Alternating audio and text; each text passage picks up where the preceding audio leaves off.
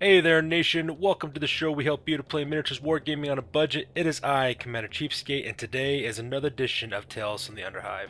This is our Necromunda Battle Reports number 12. This one is an ambush scenario that's fought between my two friends, Lady Domina with the Killjoys, that is her House Escher gang, versus my buddy Fresh Prince Bel-Air, the Ironsides, with his House Orlock gang. So like we said last time, we're now in the second half of our campaign. We have 8 different gangs who are now fighting it out in the vicious underworld of the Underhive, fighting in urban combat left and right, and now it's time for our gangs to kind of go at it one more time. This time is going to be kind of interesting because the Killjoys are a relatively new gang to our current campaign. I believe they only fought one other battle besides this one, so this will be their second fight, and this time they're going against a really pretty experienced gang, which is the Ironsides. As you guys have been watching these battle reports and following the campaign, as you guys know, the Ironsides are no slouches either, so this could be a really big challenge for Lady Domina and her Killjoys to take on Fresh Prince Bel-Air and the Ironsides. So with that being said, let's go on and go through the individual lists and talk about the gang rosters for this one. Now, before we go any further with the battle reports, we have to give a special shout out to one of our viewers to this channel. Our viewer, Holy Knight01, was pretty awesome and actually lended us a DSLR for Canon TI3 Rebel in order for us to use it for our battle reports now. So it's actually kind of interesting. Okay, before I have to let you know, before I was doing these battle reports, I was actually taking my pictures for my battle reports on my cell phone, and the cell phone I'm using is a Samsung Galaxy S4. And don't get me wrong, the Galaxy S4's camera on that phone is actually pretty good.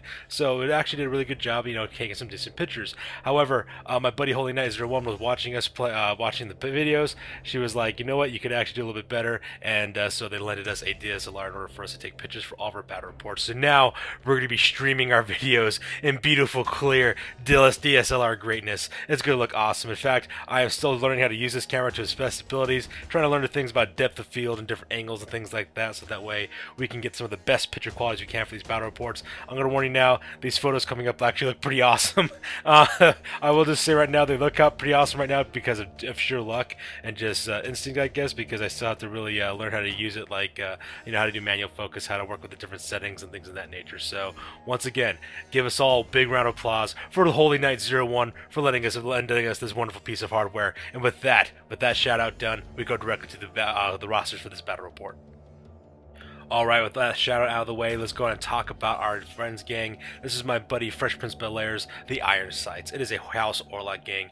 Leading this gang, we have the Toe Cutter. He is their leader. He's armed with a 1 in a million bolt gun. He's got a sword, a bolt pistol. He's also equipped with flak armor. He's also got the gang leader skill, rapid fire skill, and bulging biceps. Next comes our heavies. We have Bubba Zanetti, who's armed with a flamer as well as a stub gun, as well as a Knight Rider, who's armed with a heavy stubber and a stub gun as well. He also has an old battle wound, and he actually rolled to participate in this battle, so the Knight Rider will be taking part in this fight. Next comes No Face, who's his last heavy, who's armed with a flamer as well as a stub gun, and he also has the horrific scars injury, so this guy causes fear. Next comes the rest of his gang. The rest of his gang are all made up of gangers. The first one is Mudguts. He's armed with a shotgun with scatter and solid shots as well as crack grenades. Next we have Starbuck. He's armed with a hunting rifle with scope and 2 bolt pistols, so he's also packing the gunfighter and marksman skills. After that we have Kundalini, who's armed with an axe, last pistol, and frag grenades, and he has a shell shock injury, so he's got -1 to his leadership. Next we have Clunk, who's armed with a stub gun and dum-dum bullets. He's got the deflect, disarm, as well as rapid fire skills, so that guy is kind of a beast. We have the newly hired Diabando, who's armed with a last gun and sword. And finally, running up my buddy's army, we have Johnny the Boy. He's armed with auto pistol and frag grenades. He has hatred of VR of the jury. He's armed with a disarm, deflect, as well as berserker charge skills. And that brings up his gang rating to 1,864 points for this one. Alright, so let's talk about Lady Domina's the Killjoys, which is her House Escher gang. Leading her gang, she has Furia. She's armed with a bolt gun with a bolt pistol, as well as a chainsaw, and she has the gang leader skill. Next, we have her 2 heavies, Mad Donna, who's armed with a frag grenade, grenade launcher, equipped with frag grenades rather, as well as a last pistol, as well as Yoko the Pyro, who's armed with a flamer, as well as a last pistol. Next comes her gangers. She has One Shot Blonde, who's armed with a hunting rifle, Lucky Lucy, who's armed with a last gun, Silky Sar, who's also equipped with a last gun, Raven, who's packing a bolt gun and sword, and Nocturna, who's armed with a last gun as well as a sword. And then making up her last 2 members of her gang, she has Trixie, who's a Juve with a last pistol, chain flood, and frags. She also has the dodge skill, as well as Mimi the Punk, who's another Juve armed with the last pistol and the catfall skill. And then layering up the rest of her gang, she has Redcap Killer. He is a scummer who's armed with an auto pistol as well as plasma pistol. He also has the hip shooter skill, the gunfighter skill, as well as rapid fire. And that brings her gang rating to 1,467 points. And that's right, ladies and gentlemen, that is a gang striking rating difference of around 400 points. So it's going to be kind of interesting to see how this classic battle of David versus Goliath, the underdog versus the champion, we can see how this goes. So with the gang rosters out of the way, let's go and talk about the Underhive, and then we'll go into the individual deployment zones. Alright, here is the battlefield in which our two friends will be fighting on today. It is a 4x4 table. This is for the ambusher scenario, and it's taking place, as you can see there, in the midst of the MCI Chemical Works. We have all four basically blocks of the MCI Chemical Works. You have a tank farm up there on the left, in the front with the left-hand side, followed by that massively huge tower right there on the right-hand side. In the very back, we got that ruined office building with those fuel tanks. In the far left-hand corner, we also have another tank farm with a water tower located there as well. The walls on the left-hand side of the board, as well as the river on the right-hand side of the board, those are making up our left and right boundaries for this one as well. And once again, this is an ambusher scenario, so basically how it works is that the defending gang, which case is the Iron Sights, they divided the gang into small groups of people, whatever number they want to choose. I believe in this one, my buddy Fresh Prince Bel-Air decided to divide up his gang into 3 different war parties. What he does is he sets up his very first war party in the middle of the table, which you'll see here in a second, which is basically a little sky bridge, and then from there he rolls a d6 for each of his groups. On a roll of 1 through 5, they have to deploy within 4 inches of the original defenders in the middle of the table. If he rolls a 6, he can put them anywhere he wants on the table from that point onward. And so the idea, and then before that happens though, we actually have the attackers. The attackers also deploy their entire gang around the board as long as they're 12 inches away from the defenders as well. And then once deployment's done, they roll a d6, whoever gets the highest roll basically goes first. So with that being said, let's go ahead and talk about the individual deployment zones for this one. Alright, so here we go with deployment. As you can see, both gangs are now fully deployed. Majority of the Iron Sights are deployed in the middle of the board on that little elevated platform that you have there, right smack dab in the center. Lady Domina took her gang, divided into 3 small war parties, and had them kind of surround the outside perimeter of the entire deployment area as well. You can also notice on the MCI Chemical Works, that large tower right there on the right-hand side, about a third of Fresh Prince Bel-Air's Iron Sights are located on the top of that tower, so that way they can lay down some covering fire and support their friends who are stuck in the middle there for the ambusher scenario. And once again, before we go any further, I just gotta take a minute to look at this photo. I mean, this photo looks amazing. I mean, I've heard about how wonderful picture quality is on a DSLR. I'd never really understood it until now, because while I'm looking at these photos, I'm just like, wow, these are like really pretty. But anyways, once again, thank you, Holy Knight 01. That is awesome that you guys have done that for us. But yeah, once again, this just looks really nice. Let's talk about the individual deployment zones for each of the gangs. Alright, so here's the center deployment for the Orlocks. As you can see, about half his gang is located there for Fresh Prince Bel-Air. We're going to start on the top of that platform and work our way down. On the very top of the platform on the right hand side, we have Mudguts. Followed that, we have Johnny the Boy. And then on the left hand side there, we have Bubba Zanetti as well. If you go to beneath the platform there, facing on the right, on the very bottom floor, starting from the left and working right, we have No Face, followed by Kundalini, and as well as Clunk as well. So those are those 6 members of his gang that basically got deployed right there smack dab in the middle of the table. Originally he deployed No Face, Kundalini, as well as Clunk on the bottom there on the floor, on the ground level, and that's where his original gang went. When he rolled his d6 to see where his second set of defenders went, which is the guys on the top of the platform, they rolled like a 4, so because they had to deploy within 4 inches of the center opponent there, so that's why those guys on top of the platform located on the top, kind of providing some covering fire to help them out, to try to stop from being ambushed. So with that, that is the deployment here in the center portion of the board for the Orlocks.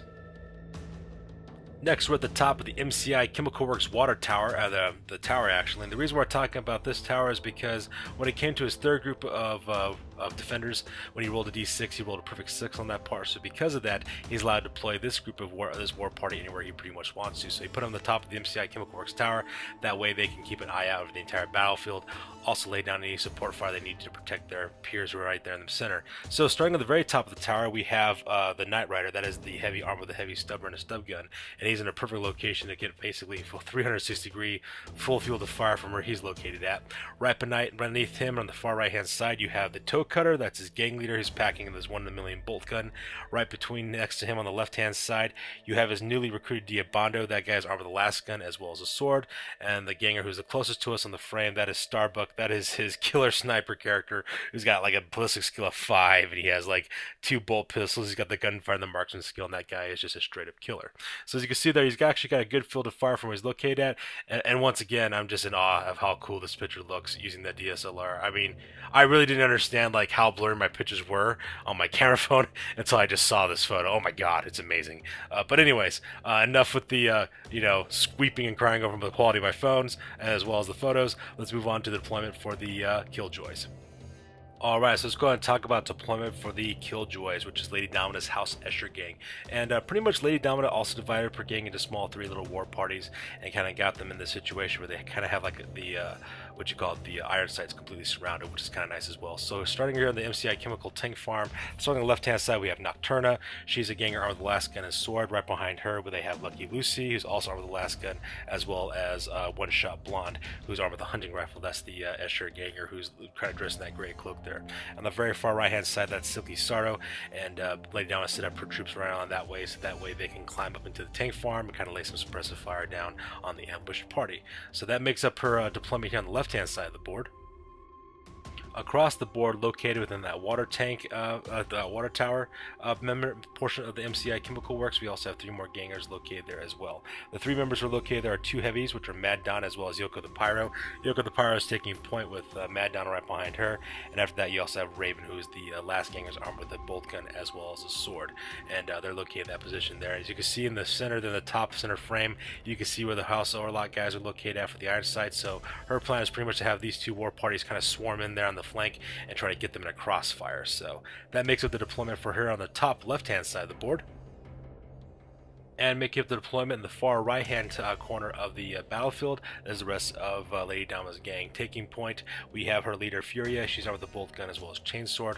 Right behind her you have Red Cat Killer, which is her scummer armed with an auto pistol as well as a plasma pistol rather. And then you also have her 2 Jews, both Trixie as well as maybe the Punk, and they're kind of located there to kind of assault through. So with her deployment done, pretty much her plan, she told me, was to kind of swarm the iron sights right there in the middle of the board, try to get those guys eliminated and try to capture everybody into a crossfire. However, she did admit to me, however, that because my buddy Fresh Prince Bel-Air did have a couple of guys located at the top of that water tower, she's a little bit worried that she might be opening herself up to fire from those guys as well. At the same time, though, my buddy Fresh Prince Bel-Air, he's also kind of worried because he doesn't have that many shooters in this gang. They're all kind of concentrated in one location, and he's kind of worried about being just surrounded and just shot to pieces by the Escher. So this could be kind of interesting to see how these gangs kind of fight it out. So with that being said, we go directly to the top of turn number 1 for this battle report. Alright, and that takes to the top of turn number 1 for the Escher.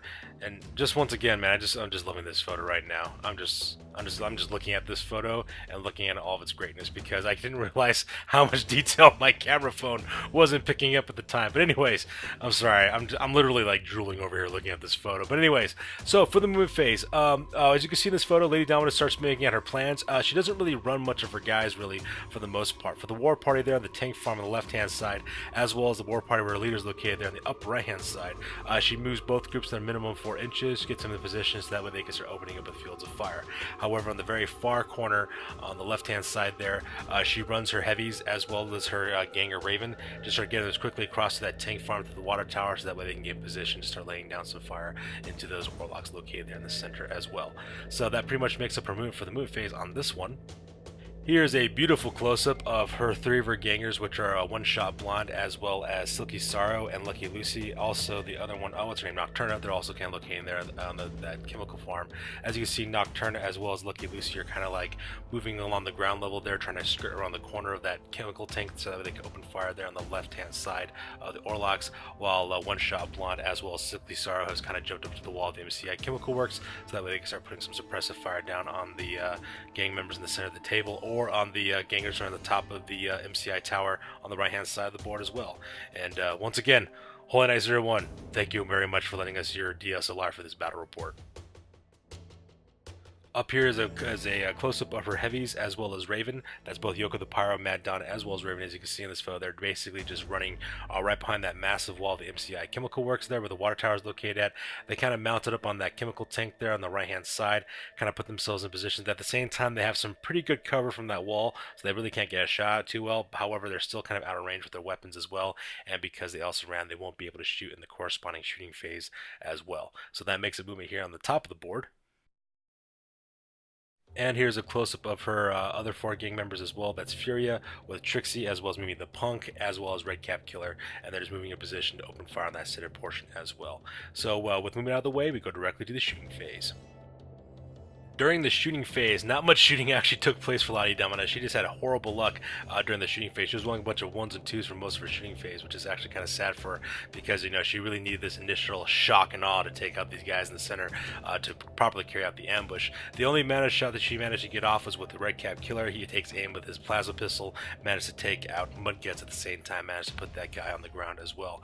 And that is pretty much the only casualty she inflicts during the shooting phase. Luckily for Lady Domina, she did manage to put Mudguts out of action, so the first blood does go to the Killjoys in this part. So the Iron Sights are now down one guy. However, she needs to basically put down 2 more guys in order to make sure that they gotta take bottle roll test at this point. So pretty much lacklusting first shooting phase for that part. And since no one is engaged in close combat either, that pretty much ends the turn number 1 for the Killjoys. So that takes us to the bottom of turn number 1 for the Orlock. So this is the pictures taken after the movement phase. And just look at this photo, man. The composition of this photo and the image quality of this as well. Man, it's just awesome, right? Like how you kind of focus in on the guys located in the center, and then the guys on either end are kind of blurred out. I mean, that's just cool. DSLR cameras are the illest at this point. They're just freaking amazing. This T3i is just absolutely spectacular photos. But anyways, I'm getting lost in the ether of the quality of these photos. But anyhow, the image quality. Anyhow, as you can see in this photo, not much movement really goes on at the top of the tower. Pretty much all the gang members for First Prince Bel-Air's Iron Sights stay where they're located on the top of the MCI Chemical Works tower, because why would they move at all? As you can see, however, where the bridge is concerned, there's a lot of movement taking place on that side. 2 things basically happen. First of all, he starts moving his heavies, which are Bubba Zanetti as well as No Face. He moves Bubba Zanetti from the top of the walkway there, drops him down to the ground level, so that way he can start engaging the members of the Killjoys when they come around that corner as well. At the same time, No Face kind of shoots off to the left-hand side of those chemical works of the chemical tanks there, so that way he can start engaging the Killjoys are coming at them from the left-hand flank as well. Also, if you look at the top of this photo as well, Kundalini, who's the gang armed with the axe as well as the last pistol, also dropped down from the top of that walkway down to the rubble area to kind of lend some support to Bubba Zanetti. And at the same time, both the other younger members of the gang members, the Clunk as well as Johnny the Boy, they kind of scoot to the right hand side to deal with Fury and her gang that are coming over after them as well. So that pretty much makes it the movement for this one. Here is a close-up of what's taking place on the other side of the walkway. As you can see there's Bubba Zanetti, the flamer carrier with the heavy with the flamer. As you can see, he's kind of located there on the other side of that walkway, so that way he can deal with the 3 Killjoys, the 2 heavies coming around that corner of the MCI Chemical Works on the left-hand side. And on the right-hand side, you can see No Face. He's kind of taking a cover position there as well to deal with any Killjoys coming from the right-hand side. So with movement out of the way, we go directly to the shooting phase for the Iron Sights. During the shooting phase, the Iron Sights get off first blood for them as well, when Starbuck takes aim with his hunting rifle and scope. Thames aims directly at One Shot Blonde, managed to shoot her and managed to inflict a wound on that part. As you can also see in this photo too, not only did he manage to shoot and wound One Shot Blonde, but she also had to take an initiative test because she was on top of that water tank and she was so close to the edge. Unfortunately for Lady Domina, she did fail her initiative roll for One Shot Blonde, so she fell again and took another injury as well. When it came to the injury chart that we had to roll off on that part, she rolled 4 on that part, so because of that she's just down for the count right now, not out of action yet. So even though it was an excellent shot, still not that person's still kind of counting it as being in the battle as well. So that makes it the shooting here on the left hand side.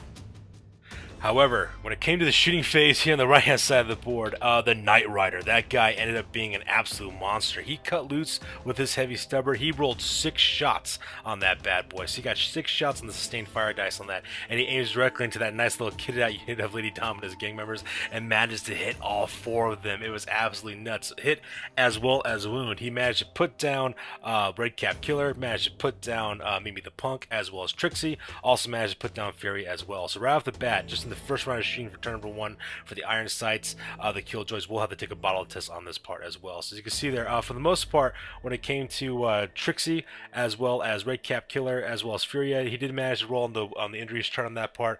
They're just rolled for down, so you can see they're 5, 2, and 4. So they're down for right now for this current turn. However, when it came to Mimi the Punk, he did manage to put her out of action on that part.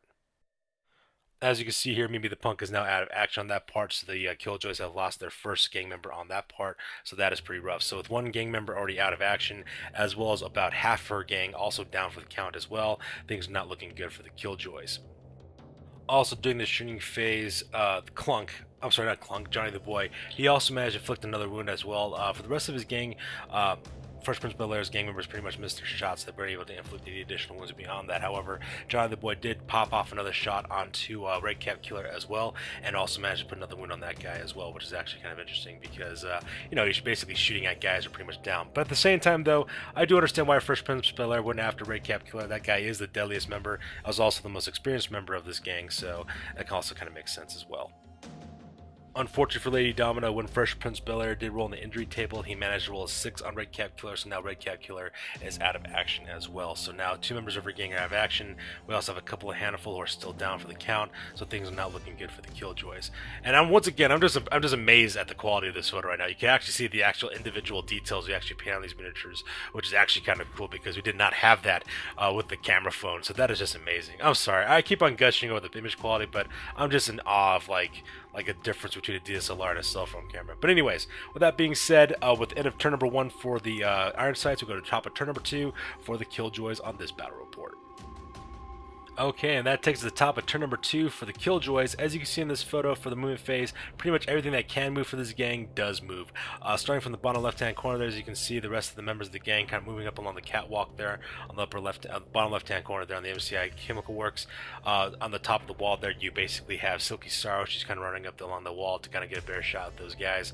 We're looking at the top of that tower. At the same time, she also moved Lucky Lucy as well as Nocturna as well, trying to move them as quickly as possible across those catwalks, and at the same time still be able to shoot for the next turn as well. So you can see there's a lot of movement taking place there on the lower left hand side. On the upper left hand side, she starts moving her heavies out. She has Yoko the Pyro as well as Mad Donna pretty much located there to open up with their heavy weapons, as well as Raven as well to open up with her bolt gun onto those center iron sights located there in the center. Here's a close-up of Lucky Lucy, Silky Sorrow, as well as Nocturna moving along the walkway of the MCI Chemical Works. That way they can start engaging those iron sights at the top of the water tower. And man, I'm just amazed. Like, I know it's getting old, but the DSLR, man, I'm just amazed like the quality of detail it's capturing on the terrain too, because Iron Major, who's the resident terrain master for our gaming group, I mean, this guy, he just pumps out some of the most amazing terrain you'd ever see, and just out of like scrap materials like styrofoam and paint and sand and glue and that kind of thing. So just amazing to see the kind of things that are popping up in this picture as well, and how kind of cool the terrain is as well. On that note, we'll do a video one day on the terrain, so that way you guys can see, get a really good close-up with this DSLR on all the terrain pieces that we have. But for now, yeah, that's the movement phase taking place here on top of the MCI Chemical Works located in the bottom left-hand corner of the map. And here's a picture of the heavy squad. So we have Mad Donna there on the left-hand side. We also have Yoko the Pyro there in the center, as well as Raven on the right-hand side, getting ready to bring the pain onto those Orlocks right in front of them. So with movement out of the way, we go directly to the shooting phase. And once again, the dice gods just absolutely abandoned my friend Lady Domina. Unfortunately for her, none of her gang members actually landed any of their shots off. When it came for the 3 last gun toting Eschers, who are located in the bottom left-hand corner, they missed all their shots. Over here, Raven missed with her bolt gun as well. Mad Donna tried to open up the grenade launcher, but her shot missed and scattered away off the course, so nothing really got hurt. The only person who was able to get a wound off was Yoko the Pyro. She cuts loose with the flamer and managed to take out, what's his name? Bubba Zanetti, so she managed to put wounds on that guy. However, when she rolled the injury chart, the only thing she got was down, so that guy is still in action as well. And to make matters worse, Kundalini is still located there as well, so she's got to deal with those guys and kind of open herself up being shot for next turn. So since there's no close combat on this part, we roll on the recovery. Almost everybody that's down is still laying down as well. Luckily for Lady Domina, she did pass her bottle test, so the battle still continues on. And with that being said, we go directly to the bottom of turn number 2 for the iron sights. Alright, so it's dawn of turn number 2 for the iron sights for House Orlock. As you can see, not much movement really happens for the most part. On the top of the tower there in that MCI Chemical Works tower, most of the gang members start shifting over to the left-hand side, so that way they can start putting pressure there on the advancing Killjoys there on those tank farms located on the left-hand side of the board. At the same time, the 2 younger members of the gang, Johnny the Boy as well as Clunk, run towards the downed Killjoys on the right-hand side. I think the plan that Fresh Prince Bel-Air was going for was to have these guys charge into close combat with those down fighters, so that way they can automatically put them out of action in close combat as well. So that makes a movement here on the right hand side of the board. And here is another beautiful shot from that freaking DSLR. Oh my god, that thing's amazing. Alright, so anyways, as you can see here, here's a close-up of the iron sights looking at the top of the MCI Chemical Works. All 4 members kind of adjust themselves to the left-hand side to open up on those gang members from those Killjoys coming from the left-hand side. And man, That photo is just beautiful. Absolutely beautiful, man. I should have gotten a DSLR a long time ago. But anyways, that's the close-up for this one. Down here is a close-up of another picture there. As you can see in this photo, Kundalini decided to charge forward into heading straight towards Raven as well to engage her in close combat. So that's what's going on there in that picture. Also, if you look at this picture as well, No Face decided to turn around and start taking his attention towards those Killjoys and open up with this flamer possibly in the next shooting phase. So that's what's taking on over here in the close-up on this part. And here's another close-up of both Clunk as well as Johnny the Boy moving up toward as quick as they can, try to engage both Mimi the Punk, Trixie, as well as Furious. That way they can take him out in close combat as well. And I have to apologize for the blurriness in this picture. I'm still kind of getting used to how to use the different controllers on the DSLR. I should be having this down pretty much now for the next battle report. So yeah, that pretty much makes the close-ups. So with movement done, we go directly to the shooting phase. During the shooting phase, ended up being absolutely horrific for the Killjoys. As you can see in this photo, that entire group of Iron Sights just opened up with their guns. Primarily had to do with the Knight Rider primarily, but when it came down to the shooting phase, they managed to injure both of those fighters as well. Up on the top there, the walkway got Nocturna. As you can see, she got shot. She's also down for the count as well. She's not out of action yet, so that part's kind of nice. At the same time, right between the two fuel tanks there, Lucky Lucy also got shot, and unfortunately for her, she also failed an initiative test, so she had to fall off the ramp onto the ground, took another hit as well. Luckily, though, she is out for right now. She's not out of action, she's just down, so there are some small favors for the Killjoys, but man, this gang is getting shot to pieces in this battle report. I feel absolutely horrible for Lady Domina on this one. And just to make matters worse, during the shooting phase, No Face opens up with this flamer on both Mad Donna as well as Yoko the Pyro. Managed to inflict wounds on both of them. Luckily for Lady Domino, when my buddy Fresh Prince Bel-Air rolled on the injuries chart, he rolled a 5 as well as a 3, so those two are nudged down. They're not out of action yet. However, now this gang is pretty much, almost all of them are down. I think only like 2 members are not, so things are not looking good at all whatsoever. So with shooting phase done, we go directly to the close combat phase. And in the close combat phase, Raven just absolutely put the curb stomp onto Kundalini in that close combat round. When it came to their attacks, both these characters have dual weapons, so because of that, they get to roll 2 6-sided dice. On this one, I kid you not, Raven rolled 2 6s while Kundalini rolled 2 1s, and from there, she managed to put 3 hits on this guy in the end. She managed to wound him only once, but that's all it really took because now that guy is now out of action. And as you can see in this close-up, Kundalini has now joined his buddy Mudguts. So right now, the Iron Sights are now down 2 people. They lose 1 more guy. Those guys will have to take a battle. My buddy Fresh Prince Bel-Air will have to take a bottle test to see if that works out for them and see if they stick out. So that being said, we go directly to the recovery phase. And during the recovery phase, because most of the gang is pretty much down or out of action at this point, Lady Domino has to take a battle roll test. She fails her battle roll. She rolls like an 11. So because of that, this battle report is now over on this part. So as you see in this photo, most of the gang of the Killjoys are pretty much down. Only 2 members are not down whatsoever. We have 1 that's out of action. The rest of them are down, so they'll have to roll a d6 to see if any of them take any serious injuries on the serious injury chart. And we'll have to see exactly what the fate of the Killjoys are being done. As you can see in this photo too, a lot of the Iron Sights are still alive. They're still kind of walking around. They only lost 2 gang members, so things are looking up for those guys as well. So with that being said, we go directly to the post game because this battle report is now officially over. Alright, ladies and gentlemen, let's go ahead and talk about the post game for this battle report. This is part of the battle report we talk about what happened to all the gangs and what kind of things they went through as a result of the battle report. So for the Iron Sights, starting off with the injuries, only 2 of the gang members had to worry about doing injuries. That's both Mudguts and Kundalini. At the end, both of those guys made full recovery, so no worries there. For the advancements, the gang actually made quite a few advancements on this one. The Toe Cutter learned the Step Aside skill as well, so he's pretty deadly in combat now with a 4 ward. The Knight Rider also gained +1 to his strength. No Face gained +1 to his weapon skill. Starbuck, because that guy just can't get any deadlier, learned the rapid fire skill as well. Kundalini gained a +1 for his weapon skill. The newly hired Diabando got +1 for his leadership, and Johnny the Boy learned the medical skill. So in case anybody should try to die on this one, Johnny the Boy might be able to save them.